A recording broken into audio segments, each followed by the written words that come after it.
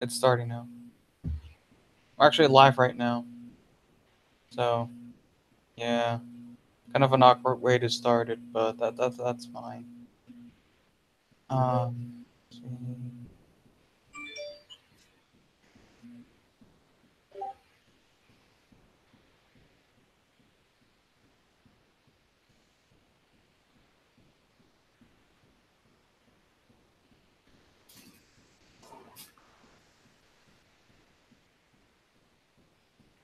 All right, so we're live. Welcome to the Classy Liberal podcast. I'm your host, Classy Liberal, and today's guest is Prometheus the Prophet. How are you, man? I'm doing good. How are you doing? I'm doing fine. I'm stressed, but I'm doing fine. So let me ask you, why call yourself Prometheus? Are you a god? Well, that would be kind of weird because you're an atheist, but yeah. Hmm. Well, the name Prometheus actually comes from an old claymation comedy skit that I used to watch when I was a kid called Prometheus and Bob, and basically it's about an alien that tries to teach a caveman how to do mundane tasks, and I don't know, something just attracted me to have an alien avatar, and then I decided to stick with the name Prometheus, just like the character of the claymation show. All right, cool. And what made you want to start a YouTube channel? I don't know. I think I just really wanted to start speaking my mind because I always had these thoughts, and I kind of saw that the YouTube community was kind of drifting in a direction I really didn't want it to go. I wanted more people to talk about how Christianity is bad, but I also kind of saw that people were kind of leaving liberalism. And of course, I'm still a liberal. And I decided, you know what? I'm Oh, you cut out there. start a YouTube channel and start talking. Oh, what was that? You cut out a little bit at the end. Okay. Where'd you lose me? About calling out Christians, I think. Oh yeah. Well, I still had an interest in calling out like the YouTube community calling out Christians, but I also wanted to still promote like liberal values. And I kind of saw that, with this pro-Trump popularity on YouTube, that it was going in a direction I really didn't want to go to. So I just decided, you know what, I'm going to start a YouTube channel and just say what I want to say. All right. I see where you're coming from. So let's start with the first thing. So you do call yourself an anti-theist. Can you define that for me? It's basically a group of people outside of the atheist community that believes that religion is universally bad and without religion in society, whereas regular atheists are just saying, you know what, I'm an atheist, but I really don't want to preach about it. Okay, and what's wrong with that position? Because religion is still a problem. Religion, that the Christians and the Muslims and all that, they're still trying to force their views on the populations that they inhabit, and the fact about it, and they're not trying to address the problem. I think that's just what drove me more to an anti-theist position. All right. Let's see. So yeah, I have noticed that there has been a lot of atheists on YouTube that call themselves cultural Christians, and these are people that are atheists. They don't believe in God in their personal lives, but they do believe that Christianity is necessary to uphold on Western values, whatever that means. Um, Yeah. yeah, what do you think about that? Yeah, one of the main videos that I did that kind of got me a lot of buzz with the atheist community, including with a YouTuber I've been a fan of for a long time, Nightmare Fuel, was when I called out the fact that anti-theists should go to war with the cultural Christians. These are the people like Coach Red Pill, Dave Cullen, and the alt-righters. And the thing is, I mean, the thing is, like, Nightmare Fuel made a similar video right around the exact time that I made mine, and one of our mutual subscribers linked him to my video, and he kind of decided to mirror it on his channel, which was a tremendous honor.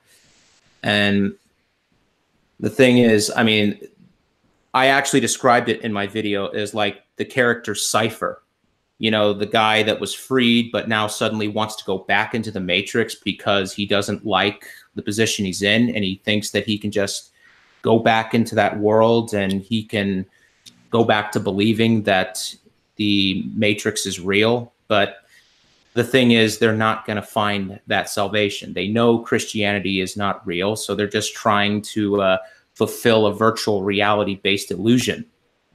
And that's just a mistake. Yeah, that's actually a really interesting way to describe it. So, what about the people that say, well, you know, this sort of anti-theism, atheism is just going to lead to nihilism, and people aren't going to have any sort of like moral guidance, moral code to live on, or something like that? Well, the Scandinavian countries would really beg to differ on that one. Though they're not like the hardcore anti-theists, they are mostly an atheist society, and they seem to be among one of the low crime nations. They seem to be very happy, which is counter to what the perceived view of nihilism is. All right, and just to clarify, are you a nihilist? Well, I'm kind of a pseudo nihilist. I mean, I do believe in the like the whole like how do the best way to put it is like you understand how things work, and sure, I can understand how that can be depressing. But when I did my video, oh, excuse me, Sorry. sorry about that, that was my phone. Okay, where was I? Yeah, so there is some things that are correct about nihilism. The fact is, like, it's always been difficult for me to explain it, but yeah, I'm kind of lost my train of thought a little bit. But the thing is, like, when people say like the whole "what's the point," you know, that's kind of more of a positive, because you're now thinking for yourself. You're basically outside the cultural norms. Like when you ask yourself, like, there is no God, that means you are completely independent. You are in charge of your own destiny. Now, Jordan Peterson actually had a debate with I can't remember who it was. It was this Marsha somebody, but it was on she actually made the same statement, and he seemed to kind of counteract that she's taking a nihilist position but turning into a positive, and then got confused by it. And what I made in my video was that there was two types of nihilism that is basically described by Nietzsche. Who there's passive nihilism, which is the melancholy form of nihilism that everyone seems to point at, but there is active nihilism, which is basically like the Tyler Durden. Just Tyler Durden, when you hear that speech from the restaurant with Edward Norton, he kind of explains, like, let the chips fall where they may. You know, does any of this make sense? I mean, I get the passive versus uh active nihilism. It's been a while since I've seen Fight Club, but Yeah, but it's basically like when instead of just falling into some depression or some, like, you know, nothing is real, what's the point? It's basically your destiny is predetermined by you. sure. You are now in charge of your own destiny. There is no destiny that's pre-written for you. You can continue on. You can do what you want to do. You can be who you want to be. There is no defined way of life that. That makes sense. Yeah. Okay, I see where you're coming from. Yeah. So I noticed in your Twitter profile, you also label yourself as ex SJW. Yeah, I kind of was an SJW for a few years because well, it all started with the 2008 crisis, and when that happened, my father lost his job, and kind of made me skeptical about capitalism. And of course, I got into the Young Turks, and slowly but surely, I started peeling away from my original positions until I was nothing but a carbon copy of a progressive. But I think after 2016 happened, and I saw like these young SJW kids in college just completely fall apart. I uh, I looked at this, and I realized that I needed to get out of this. I really needed to escape. So I started looking up like anti-SJW YouTubers like Sargon of Akkad, V. I even started getting back into. I started then getting into Nightmare Fuel, and well, I started to come out of it, and like I think right around I want to say 8 months into it, I've I've kind of reached over the hill. So I find the SJW material cringe. Sure. Um. Okay. So basically, some way I see it, you were sort of in that sort of social justice activism sphere. Then you sort of left it, and you're still against it, of course. But then you, I guess, at this point, kind of realize, well, there's more than just the feminists want to touch my video games. There are bigger problems in the world, right? Yeah, I mean, yeah, feminism is still bad, but there's also the other side. I mean, what people seem to be doing is they're now saying, oh, just because feminism and all the liberal stuff is bad, I'm going to have to run back to being like pro-Christian, which I completely disagree with. Right. Um. So I noticed in your, and I might just base the interview based on your profile. You also label yourself as anti-identitarian. Yeah, I mean, it should be more like anti-collectivist, Sure. but identitarian and collectivists, they're kind of interchangeable. Sure. So what does that mean then? Yeah, part of what like the SJWs and the alt right seem to rely on is identity politics. And although atheism or anti-theism kind of falls in that just a tiny bit, they're actually more different because, like with the atheist community, there's conservative atheists, there's libertarian atheists, there's liberal atheists, and there's probably even a few communist or fascist atheists. But when it comes to like your basic identitarian, and they always focus on like black issues, like they pretend like Black Lives Matter, for example.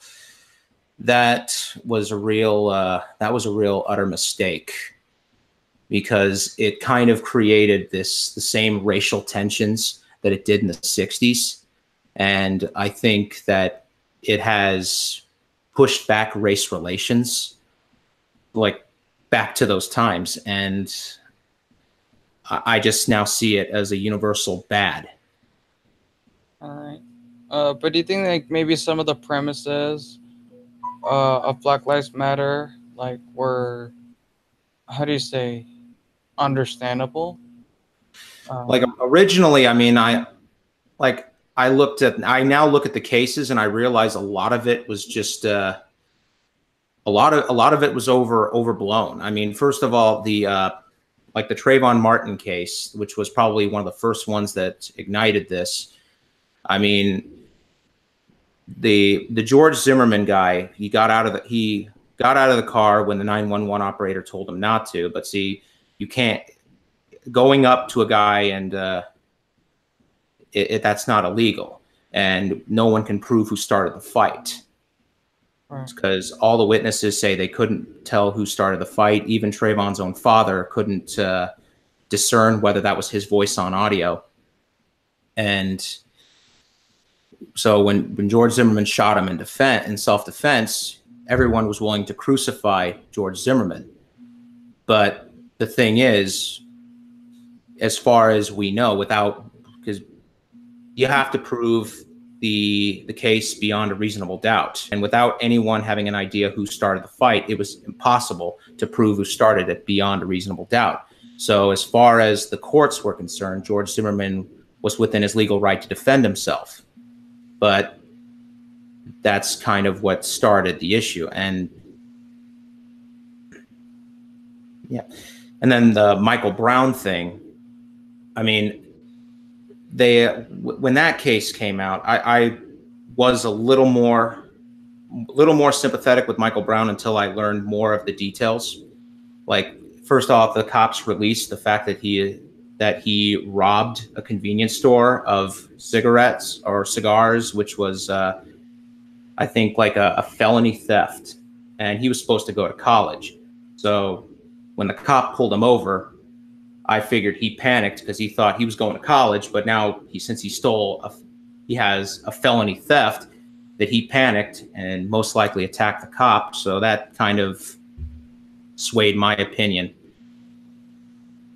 All right, but you don't think that there are like any legitimate cases of police brutality, like Tamir Rice or Eric Gardner?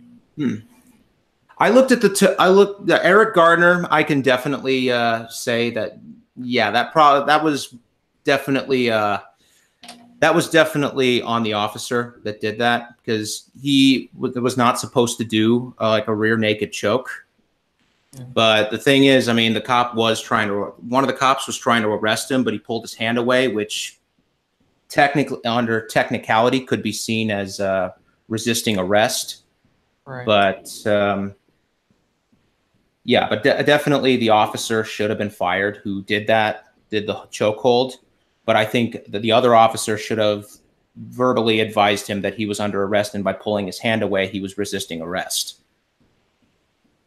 Okay. And the Tamir Rice one was the 12-year-old kid. Now, when it came to the 12-year-old kid, from what I saw in the video, now the cop pulls up in the car and literally just with barely getting out of the car, shoots the kid. But when you look at the video closely and you see like the kid making a jerking reaction, you know, when you look, it makes it look like it's almost like he's trying to reach for the gun. Because when they called about the gun, they said the guy that called, the operator, about the gun, saying it was probably fake. Now, probably fake to a cop means potentially real.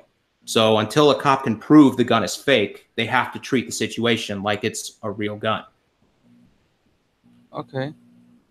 But still, though, like, you know, the 12-year-old kid, you don't think that they could have handled it differently?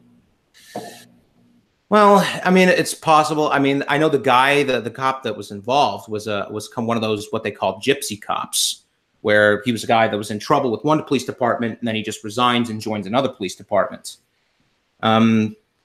I do think that it's possible that they could have done something different, but the thing is, you know, when you hear that there is a possible live gun in the situation, a cop has to take a much different precautions. Though I'm not really a police officer, so I can't really understand protocol. But sure.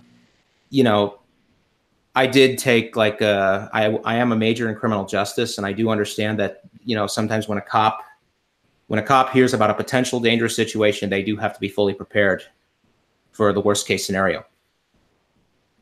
Right. I just the way I see it, I mean, it's a 12-year-old kid. It's a very unfortunate situation. I understand that, a cop's duty is to sort of, protect citizens and, you know, uh, yes, maybe in stressful situations, they might, uh, how do you say Yeah, it? I mean, look, I mean, I feel bad that it's a 12-year-old kid, but I mean, what is a 12-year-old kid doing playing with a fake gun, just pointing it at people without? I mean, and it wasn't like it was obviously fake.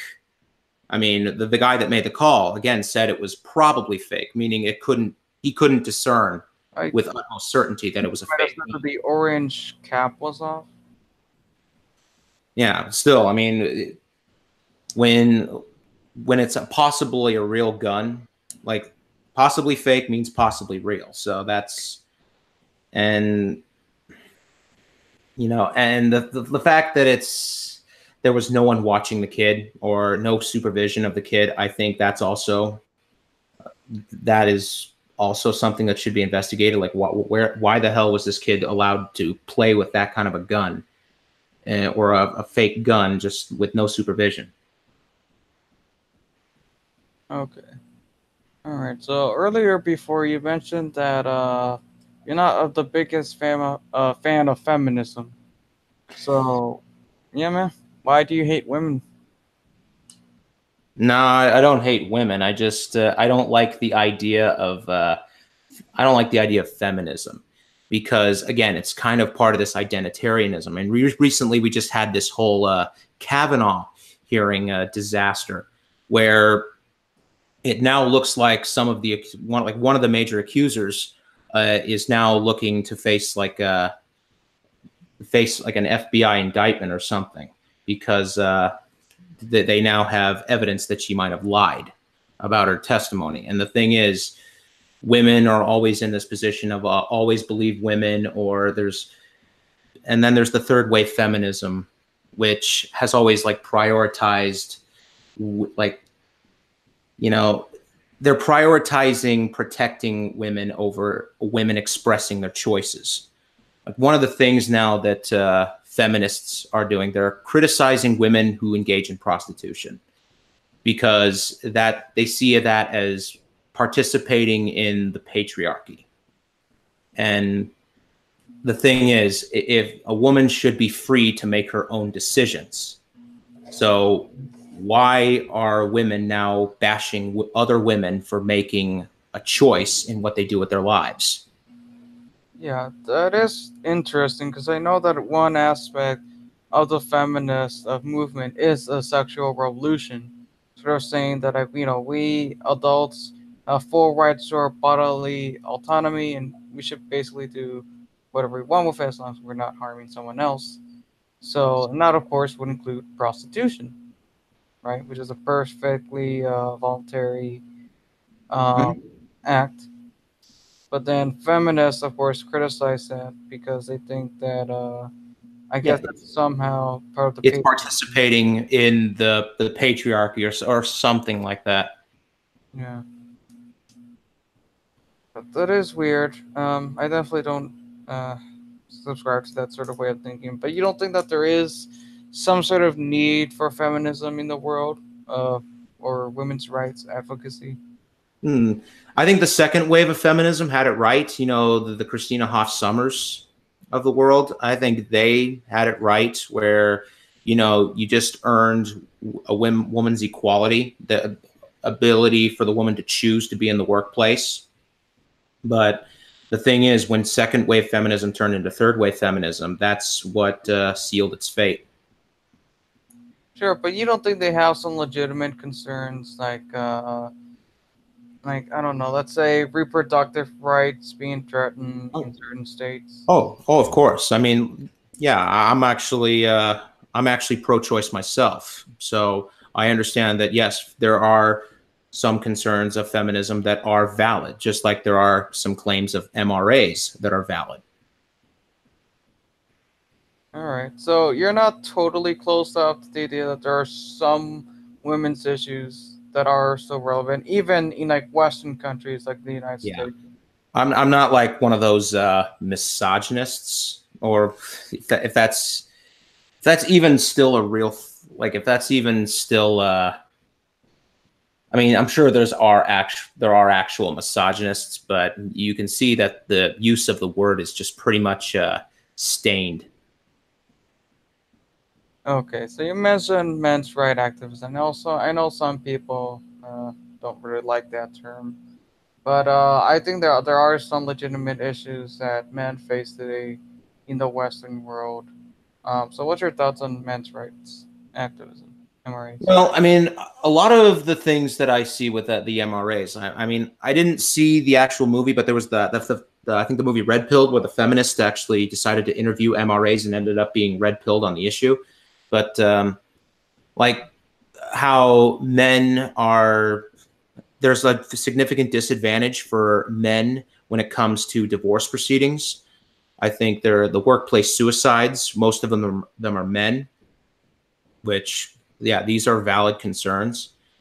And of course, some of the victims of radicalized feminism are the men that the women that have falsely labeled men as sexist and cost them their livelihoods or something like that. Yeah, I mean, I do have sympathy with those guys.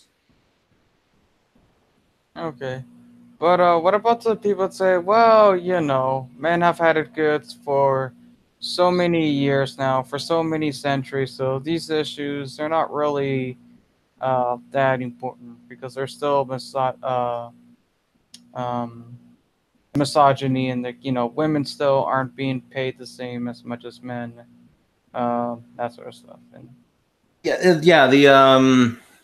The gender pay gap study is mostly debunked because when they did that study, I believe they were evaluating like the whole workforce, and most women would stay away from the more dangerous jobs, and they would probably not go towards being CEOs because most of the time they end up leaving the workforce to become mothers. And so that kind of created the disparity in that study. But the thing is, when you actually do it on, I think, job for job, there is no gender pay gap. oh, really? Because I've heard some people say that in like certain fields, I can't think of it right now. Not even saying that I subscribe to this argument. I'm trying to play devil's advocate that even when you do control for profession, there's still like some sort of gap. Well, I really have to see those studies. As far as I'm concerned, the main study that was done to make that argument has been thoroughly debunked. All right.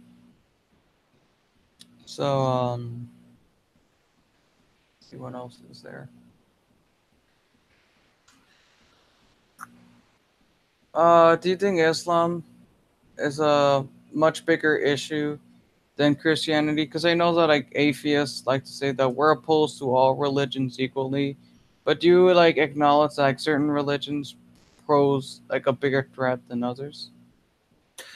Yeah, the thing is, my answer on it is probably going to be different from. It's going to be a lot more nuanced, but it's different. Like, for example, like when it comes to the Western society, like I would definitely see Christianity as a much greater threat. And while as worldwide, I mean, when you look at like Islam, it is one of the most violent religions out there. They throw gay people off of roofs. They uh, they are completely authoritarian, and they're basically their nations are pretty much run on by Sharia law.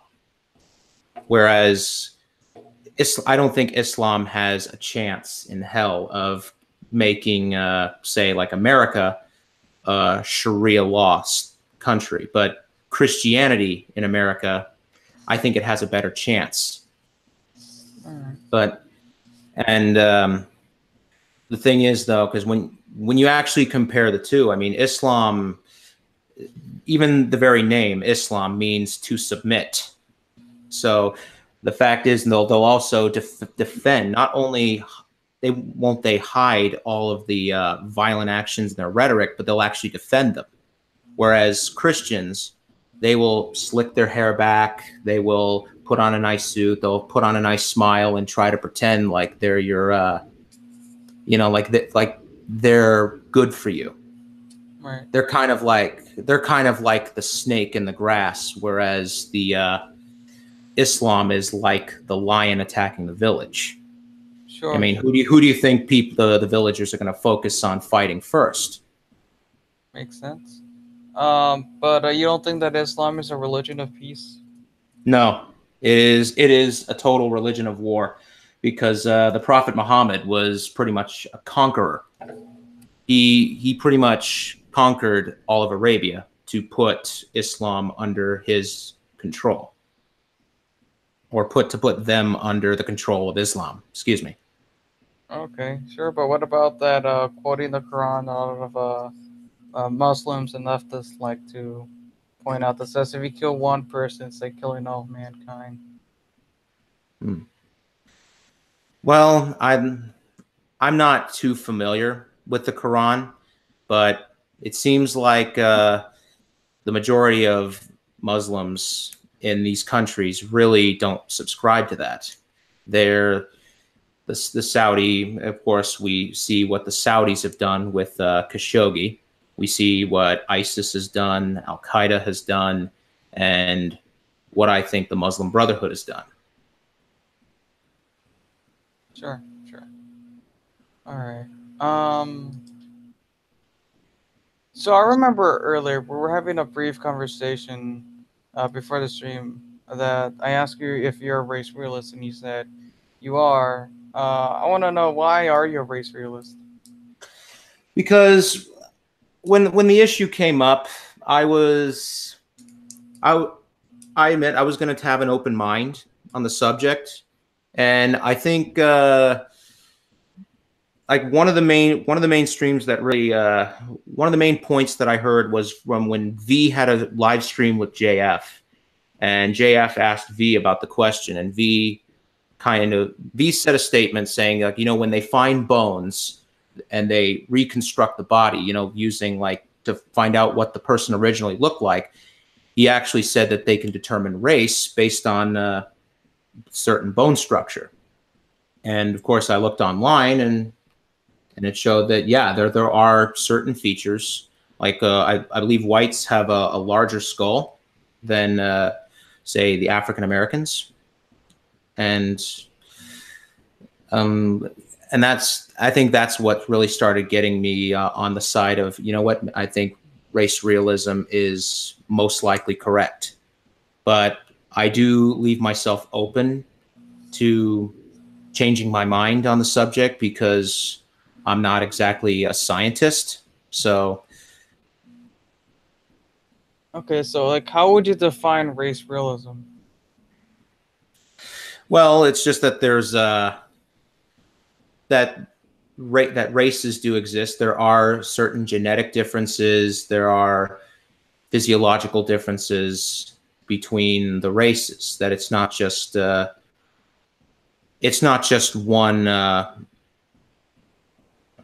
like one overarching human race with, like, real, they're not equal in features, if that makes any sense.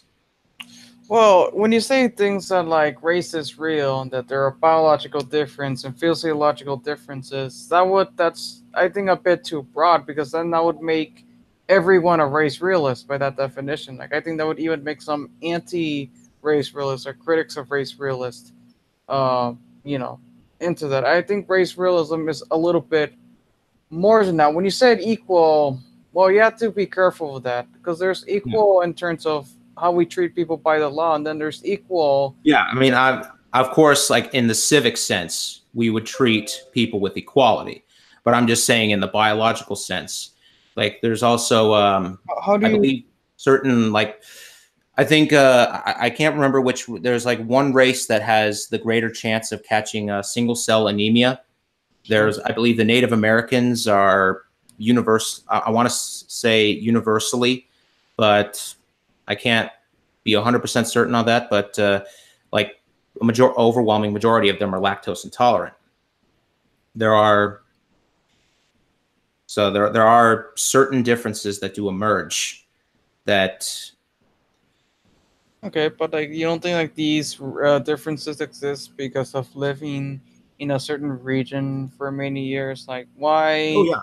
but like why does that even have to connect with race? Because a lot of people like to point out that like Africans are very susceptible to what is this disease? Is it sickle cell anemia? Um, Yeah, I don't know which race I saw. Which race is susceptible to that? I can't remember what it was, but yeah. But there's also like the different, like with the skin tone, like the skin, the color differences. I mean, you have, of course, like with in the sub-Saharan Africa, you have a much drier, warmer climate.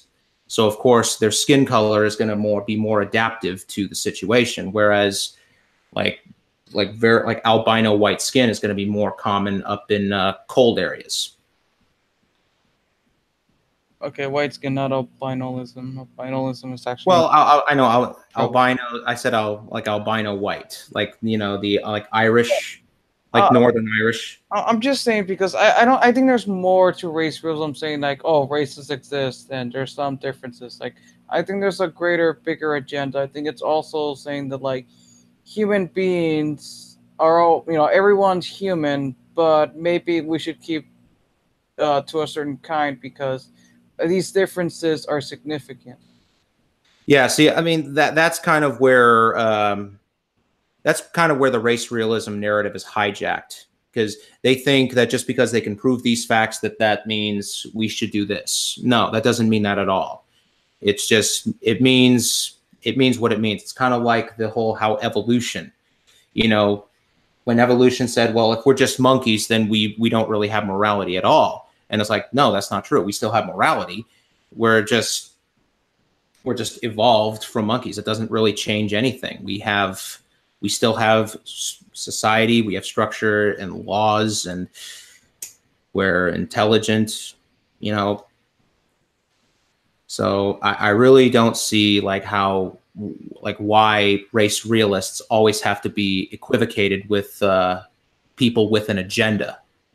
Well, the thing is that a lot of the research of so-called race realists is often um, literally funded um, by like actual racists, by actual white nationalist groups. Like I know like a lot of the studies, um, and I could be wrong about this, but like a lot of the studies referencing Charles Murray, the bell curve actually has ties to like the Pioneer Fund, which is an actual um research group that is actually ran by known eugenicists, right? Hmm. And then you have like also um when people talk about like differences in terms of like let's say skull sizes and stuff like that, like I think the most sourced is Arthur and Jensen. Now I don't know too much about this. I need to start reading this into my own, but I've talked to some people about this, and there's also some videos about this on YouTube. A lot of people have pointed out that there are a lot of errors in that, and like many scientists have reviewed these studies about skull differences and affecting IQ and that sort of stuff, and people have said that like all these studies are basically bullshit, and that it's riddled with errors and stuff like that. Well, I mean, I'll definitely be open to looking at them, but I just don't see like looking into eugenics. Just, I mean, at least looking into the research of it, I don't find it wrong or anything. I'm just saying, I mean, I understand that there are people that probably would have a narrative and probably would want to fund these studies, but I'm always interested in science. I will always see where the scientific community goes when it comes to research, especially in the issue of race. Sure, but there are a lot of scientists that do agree that race is probably it does exist in a social context, but they don't believe it exists in a biological concept because there really isn't like that many concrete markers of race. It's very arbitrary. You can make race as like hundreds of groups or 20 groups or three groups or even one group if you wanted to, and just say that like we're all Africans because we're all human beings essentially are descended from the tribes in the continent of Africa. Well, yeah. Well, although there was some article I read about that saying that there was some potentially some humans started in northern Europe, in like Eastern Europe, I believe. I think there was. And so it's not just like the humans came from Africa. It's probably some came from East. I know it's Eastern Europe somewhere, probably Chechnya or right around there, or what is now Chechnya. I have heard about that study too, but it's still inconclusive. I think I know what you're talking about. I think around the Eastern European area, they did find some sort of ape-like creature with human teeth. That is actually very interesting, but not too Yeah. sure about that though. I'm just pointing it out that the idea of like race, it's not something concrete in science. Um, Yeah. like if Although I think a lot of it is based on I think some of it is also actually based on politics. Like they're afraid that if they do validate that that races are different, that it would lend an argument to white nationalism. But I mean, sure, I guess that's possible. I mean, I think yeah, they do use these studies, but it's kind of like the same thing with evolution. I mean, it doesn't really change anything.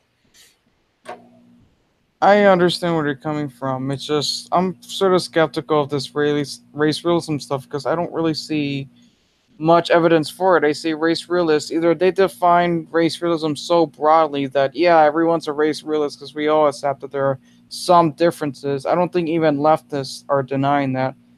But then there are some that are a little bit more specific with their definition, and then once you think about it more, I think that the concept of race realism is more political than it is scientific. Um, I mean that's just my thoughts on it. All right. Well, I mean, like I said, I'm always open to learning more about it. I mean, if the way I've been thinking what race realism is completely wrong, then I'm perfectly willing to change my what I believe. Sure. Um, Have you ever seen a YouTuber known as Sandre? yes, as Sandre speaks. Yes, Andre speaks. That's his channel. Yeah, I've seen him. Have you seen his videos on race realism? No, I haven't. But I have seen One Species. I've seen his videos on where he talks about JF. Yeah. So, and yeah, I do think he has some arguments, which is kind of why I'm not like hard into the race realism belief. But so that's again, I am definitely more open. But I'll look at Sandre on his videos. Sure. I can send you some of his best videos later if you Yeah, I mean, like. I have seen his stuff on Jordan Peterson though. Yeah, yeah. If actually, we can talk about that. But before we get there, are you good for time? Yeah, I'm pretty good for time. Okay, so yeah, let's talk about Jordan Peterson for what, the fourth time now? Fourth time in this in the Classy Liver podcast because I know a lot of people have a lot to say about that man. Uh, Mm-hmm. Not always good things, not always bad things. Yep. I mean, when it comes to Jordan Peterson, I mean, I'm really against like what he says about atheists. Like thinking that that in order to be a real atheist, you'd have to be like Raskolnikov from Crime and Punishment, just some complete deranged lunatic. And whereas like if you're like someone who says they're an atheist, you're like, no, your religion is what you act out, and you're just you're a Christian deep inside or whatever. Okay. Do you think he has any interesting arguments though for the cultural Christian perspective, or do you think they're just rehash of a lot of older arguments? I think what he's doing is he understands that just accepting the Bible literally is just it's not an argument. It can't be done. So he tries to take some good parts of it and tries to mix it in as you know what I'm saying, like certain teachings, like try and combat what he believes is cultural Marxism and nihilism. Right. So I think he just recycles some key points of Christianity while leaving the more dogmatic stuff, which is much easier to debunk, like in the back burner. All right. But do you still see that that there's still an issue, even if like he's saying, okay, I'm against these fundamentalist types Christians, but these cultural Christians, they're pretty chill. Like, I guess I'm kind of asking the same question as I did before, but I guess in the context of Jordan Peterson, what's wrong with what he's advocating for? Well, it's kind of like the same thing I said with the cipher analogy that I did. It's basically not real. It's a false sense of an idea. I mean, he's trying to promote individualism within people, trying to think for themselves, but he is sheepdogging them into a collectivist kind of thought process. I mean, Christianity is rooted in collectivism. So it seems completely hypocritical to his objective. Okay. So you've mentioned individualism, and that's also in your Twitter profile. So what is an individualist? It's just basically, I mean, I guess the best way to say it is just someone that doesn't automatically just side with a group for just basically like arbitrary reasons. Like I'm a white guy, but I'm not just going to side with white people based on being white.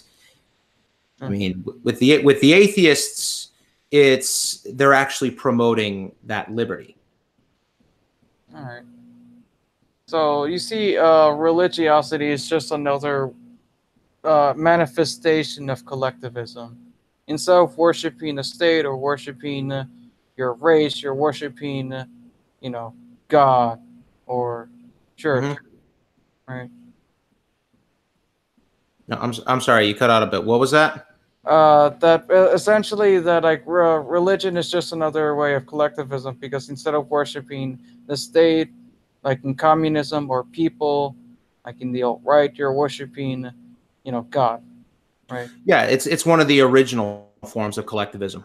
Sure, sure. Yeah, because there are a lot of Christians out there that claim that they are individualists and they are fighting for individual liberty. Yeah, if they're, like I said, if they're trying to sheepdog you into their thought process, then they're not really individualists. They're Sure, literally trying to tell you that this is how you should think. sure. All right. Let's see. Sure. There's is there anything you would like to clarify? Such as. I don't know, like maybe some sort of something you said earlier that you thought wasn't worded well, you know. Because I like to give people a chance to Yeah. clarify themselves. I mean, I know I kind of kerfuffled the nihilism definition, or at least what my worldview is. Like, I understand that there is no God, so therefore I am completely free to think how I need to think, and that's why I'm kind of a believer in free speech, individual liberty, and that's kind of what drives me to the anti-theist community. And I think there's not like so many forms of nihilism. There's like moral nihilism, political nihilism, existential nihilism, and I mean, quite frankly, I would probably consider myself just closer to the existential nihilism camp, probably even the political nihilism camp as well. Political nihilism? Yeah, it's kind of the idea where, you know, it doesn't matter who you vote for. You're just going to get the same shit. I mean, one of the things that I've been doing in my videos was trying to advocate for the populist left, which I think is a differing ideology. But, you know, like when people voted for Donald Trump and they wanted to get, they thought they were getting change. But when you actually look at what he's doing, you turn out that he's just doing the same old Republican playbook. You really voted for nothing. You just voted for the same old shit. Okay. And do you think like there's any like let's see other problems with Trump besides that? Like you don't think that Trump is a bit different from most establishment Republicans? I don't know. I mean, I think he is definitely different on trade. I will give him that. I actually like his trade policy. I've kind of moved to the right on immigration. So, yeah, but you know, I'm kind of not a fan of what he's talking about with ending birthright citizenship. And I think he does call out like things like CNN and MSNBC. So I do like that. But I think when it comes to calling out CNN and MSNBC, I think any Republican would have done that. Right. Right. Okay. Everyone, I guess we can end it here. Not sure what else I can ask you. All right. But yeah, if you have like anything else you'd like to like clarify or any sort of ending statements, you could say it now or. Well, I mean, I understand that it's been a while since I've done a live stream and really got my speaking voice, you know, so I can understand if my statements can sound like I'm kerfuffling my words a bit. So I should be able to get my bearings once I start making videos again. Sure. Well, that's Prometheus the Prophet. If you want to check out his videos, there should be a link in the description below. There also might be a link in the right-hand corner of this video. They'll probably be added later after it's been live streamed though. But thanks for coming on the show, man. Well, thank you very much for having me, man. All right, cool. So, until then, stay classy.